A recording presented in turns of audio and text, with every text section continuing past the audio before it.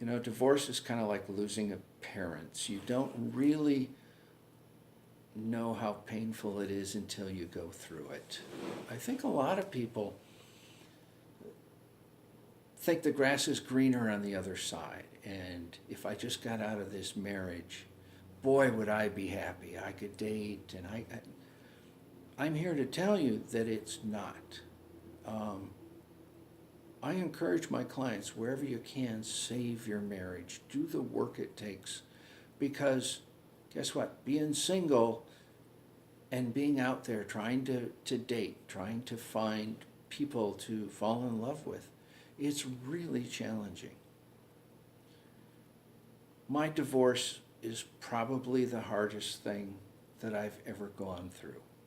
Harder than fighting addiction or dealing with depression or surviving cancer, because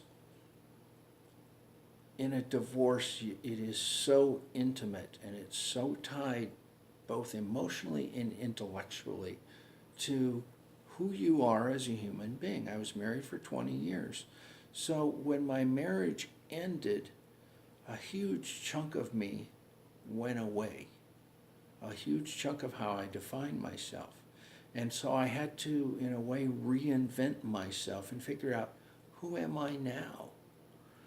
And the hardest part was the fact that I still loved my wife.